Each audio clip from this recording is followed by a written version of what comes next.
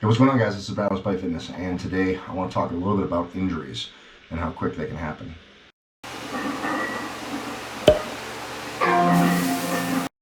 So, injuries are, I think they're kind of a natural part of the game, right? There are some people that will say that they've never received any injuries, and they've been able to train for the duration of their careers without any significant injuries, and I think that that's great. I think that is probably the exception, vice the rule. I think most people are going to experience some form of injury throughout their career in athletics, whatever endeavor that you have. But especially with something like powerlifting. Powerlifting is a pretty intense sport, and one where your essentially your ultimate goal is to push yourself past your limits. So anytime that you're trying to outdo your limits, you're going to run the risk of injury. And sometimes those injuries come seemingly without any warning, and on times that you wouldn't think that they would come. And so I just kind of want to demonstrate that to you for an injury that I had back in June of 2020. It was just kind of an average day, and going through and doing some training with the guys. I had Mike and I had Dan in the garage, and it was just, like I said, it was kind of an average training session, and we were working with fives on squats. And so I think Dan was cranking out with something like 235 for some sets of fives, and I was working with 500 for some sets of fives. And so, I'll go ahead and show some of these clips here real quick so you can see, just like I said, kind of an average day.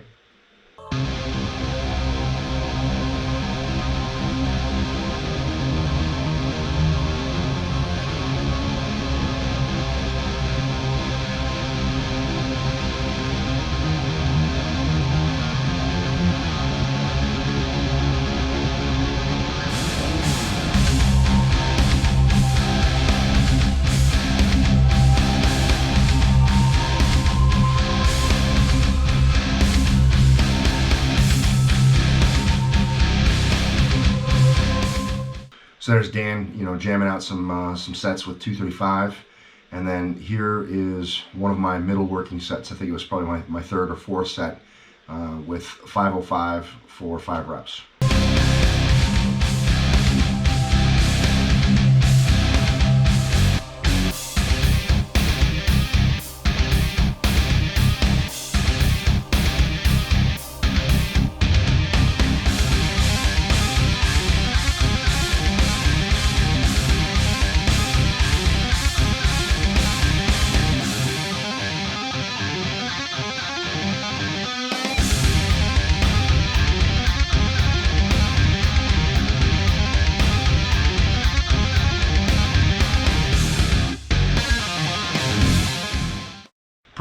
Pretty standard training session for me.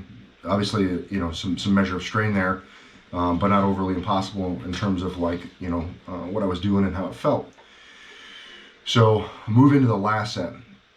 It's the last set of squats. I'm feeling pretty good, and I get, I think, 3 or 4 reps in, and then boom, out of nowhere, injury. So take a look at the moment of trauma, and really honestly how insignificant it looks.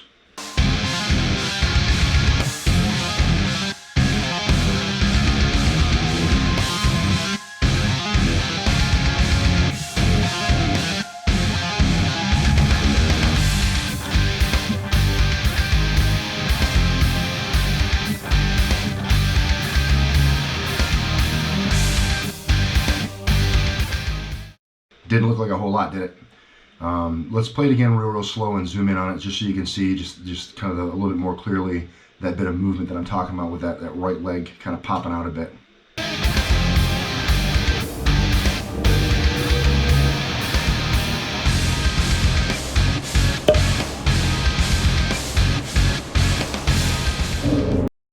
All right, so as you can see, right, it's kind of an average day, really not breaking any ground or any new ground with what we were doing for that training day. On to the very last set and into the final reps of the workout, and like I said, seemingly out of nowhere, injury strikes. Now that particular injury wasn't super grievous, right? It was a fairly small injury, I think, just kind of a small muscle strain. But that injury was enough to kind of sideline me from the type of training that I wanted to do, or from my normal training, and made me pivot and turn and do other things.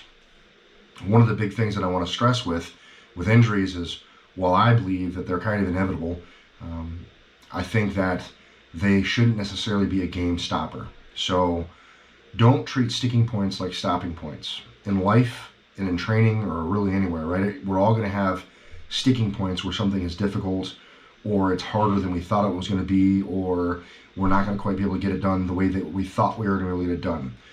If you treat life, or anything in life, where if you hit a sticking point, you just treat it like a stopping point, you're never going to get very far.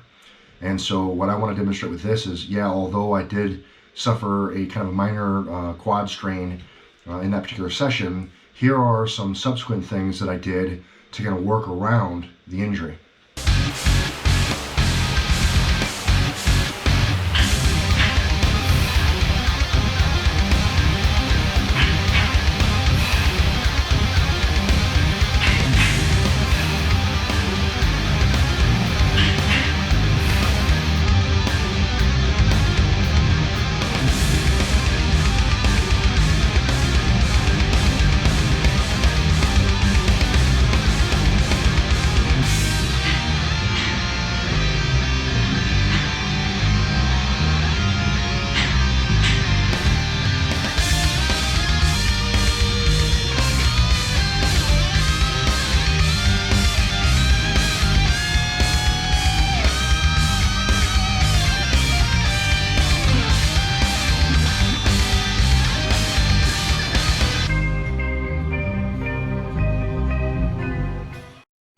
Now, the Hatfield squat is a really great alternate exercise, and it's a good way for me to be able to load the leg, but also for me to be able to control the range of motion on what I was doing, because I have my hands there to help stabilize me through that range of motion. So, Hatfield squat for me during that period of time was a really great alternative, because it allowed me that full range of motion, and I could control how much loading that I had, right? So I start with real light load, and just going through range of motion, trying to flush some blood and trying to have that be comfortable. I was trying to avoid pain, but force myself to move instead of just throwing my hands up in the air and not training for 2 or 3 weeks or whatever it may have been. So finding alternate ways of getting around injuries, or maybe focusing on a different area, whatever it takes to kind of keep things going. I think that's really one of the true earmarks for somebody who's more of a mature lifter, and somebody who really isn't going to be shaken from their goals, is their ability to take those types of setbacks in stride, and then pivot and be able to work with whatever that setback is, vice just kind of giving up and throwing your hands in the air. So anyway, I just wanted to do a real fast video, kind of talk about injuries, how, like I said, seemingly they come out of nowhere, and sometimes it's not some super grievous injury where your leg falls off.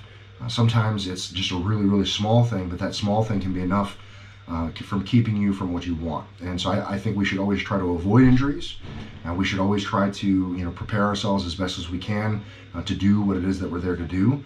But occasionally injuries will jump up and bite us, and when that happens, we got to try to do the best that we can to be able to pivot and find an alternate means of training either that muscle group or that area, or maybe we have to pivot entirely, but we train other things just to kind of keep blood flow going and things like that, because ultimately continuing to move is going to be one of the best things that you can do for recovery and rehabilitation, because movement begets blood flow, and blood is what heals. So hopefully you get, this is something that will resonate with you guys, as you continue through your careers. If you're either currently dealing with an injury or have something crop up here in the near future, or whatever that is, obviously don't wish anyone any harm.